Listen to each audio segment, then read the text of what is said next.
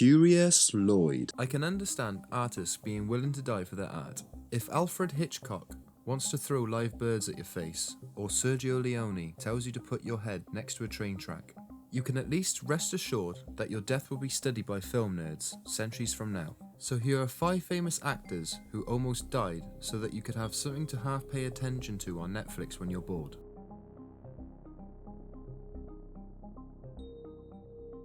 Jason Statham almost died in a submerged truck in The Expendables 3.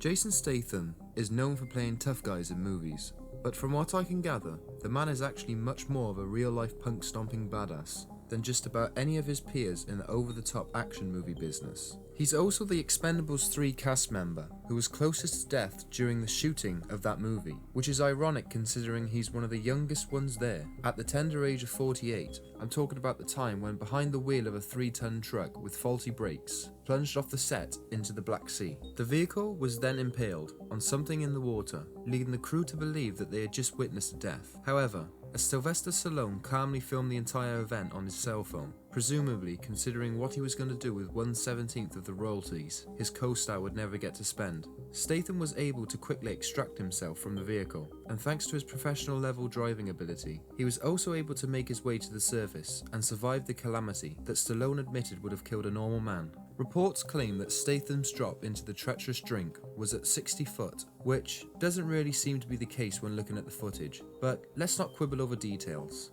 Let's just go ahead and rely on the testimony of another physical superior, not to be trifled with a human brick who was also present that day, and simply take Terry Crews at his word when he says, "Let me tell you something, Jason Statham is a true bad dude."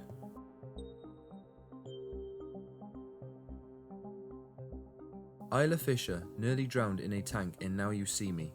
Now You See Me, the star-studded Ocean 11 meets Doug Henning's World of Magic Jesse Eisenberg vehicle, rated a solid mediocre among critics. Perhaps the most gripping scene in this one, where Isla Fisher is playing the role of an escape artist and has to Houdini her way out of a water tank before a school of ravenous piranhas are released to have their way.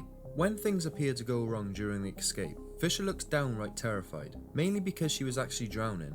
Fisher described her brush with a regrettably David Blaine-ish demise thusly. "My chain got stuck. I had to really swim down to the bottom.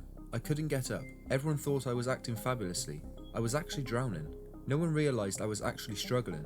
Despite all her flaying and pounding, she was reportedly underwater for a good 3 minutes before somebody realised she was about to make a like Beach Boys drummer and finally hit the quick release safety button to empty out the water. It was nice that they had the foresight to install one of those. But what they didn't think to include in the plan was a safe word, or a hand signal rather. All the profanity she may have been screaming were probably only heard by the piranhas, and they were no help.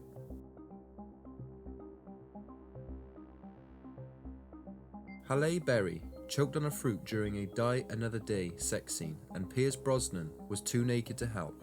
While Pierce Brosnan would be lucky to crack most people's top 3 actors to have ever played the role of 007, in Die Another Day, he did have the distinction of working alongside one of the most attractive Academy Award winners of all time, Halle Berry. He apparently made quite an impression on her too, especially during their sex scene, where he made her laugh to the point that she nearly choked to death, although this is not normally the response you're aiming for when you're trying to be erotic. The thoroughly nude Brosnan was writhing around with the equally naked Berry when he suavely delivered a deliciously British bon mot that caused Berry to gag on a piece of fruit. Then, by his own admission, he just stared at her while she grasped for air like a trout in a bucket.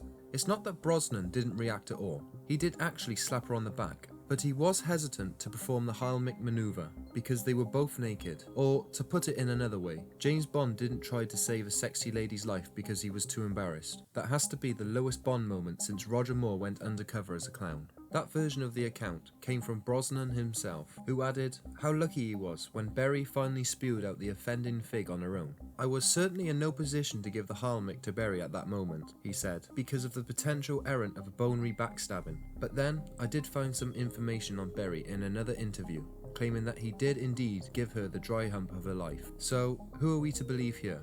I just go ahead and assume that Berry's memories of the event are a little hazy, and that Brosnan's gross breach of manliness mystically summoned Sean Connery in his spectral form, who furiously slapped that fruit right out of Berry's mouth, probably without even realising she was choking."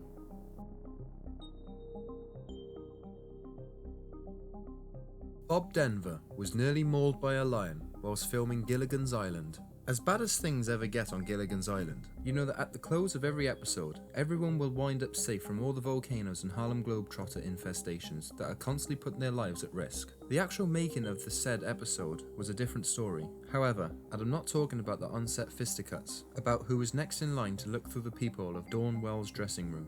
I'm referring to the much more serious issue of being mauled by a lion, the episode where Bob Denver was nearly converted to Mufasa scat while filming is called Feed the Kitty. That very nearly became the most ironic titling decision in television history during a scene where Denver stuck inside a hut with a guest star, the lion, and also discovered the huge predator wasn't really a fan of 1960s sitcoms. In the scene, Denver is supposed to be sitting on a bed, then slowly noticed the lion resting on it, and jumps off as he panics. Unfortunately, this sudden move apparently triggered the real-life lion's instinctive eat the skinny idiot response, and it proceeded to take an unscripted lunge right off the bed towards Denver. According to Wells, who was present for the debacle, Denver's only life-saving reaction was to deliver an ineffective karate chop, which presumably enraged the lion further. Luckily, the lion lost its footing due to the unstable bed, or because it really did appreciate the value of the physical comedy from Denver, and the trainer, who showed up on set already, covered in claw marks, tackled the lion during its attempted attack. Invoking the no harm no foul rule, the trainer reportedly begged the cast not to tell his boss, presumably to avoid getting the oh no lecture. Denver regained his composure, asked that the bed remain unsecured in case the lion tried to eat him again, and did another take. Say what you will about Gilligan's Island, but Bob Denver was such a pro that he sat back next to the lion who had already tried to eat him, just to make sure they got all the footage they needed.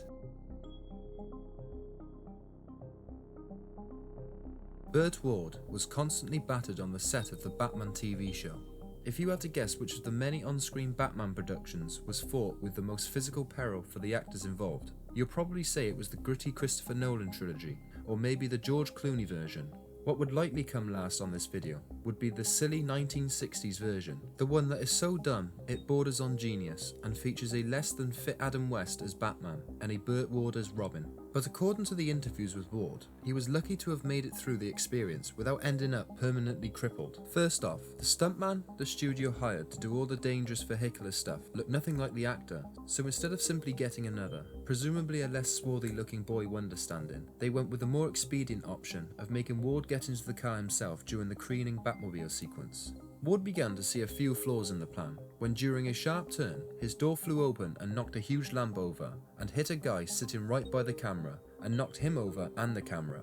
Ward said he was able to save himself from flying out of the road by hooking his pinky finger on the gear shift knob, dislocating it from the joint, and causing massive swelling in his hand. The crew knew he had to get to a hospital quickly. "We'll get you to a hospital just as soon as we get this shot," they told him. So they did, 4 hours later. Reportedly, this was just the first of Ward's many trips to ER, seeing as how survival on set was constantly endangered by reckless special effects hazards, including not only the Batmobile, which handled more like a golf cart on nitrous than an actual car, but also a detachable cape-eating Batcycle sidecars, which would detach with him in it and had no way to steer, and exploding Riddler props. And then there was a dubious decision to dangle Ward over a bunch of snarling Bengal tigers. It's true that Ward had a reputation of overstating things, but the hilarious ways the special effects department of the Batman show regularly tried to kill him are one of the only things that he and Adam West agree on. At any rate, the man now lives on a giant plot of land surrounded by Great Danes, so I won't be venturing onto his property to call him a liar anytime soon. If you enjoyed this video, give it a like, and I will catch you again next week. Then, by his own admission, he just stared at her while she gasped for air like a... Why did I write that for? Then she gasped for air like a trout in a bucket.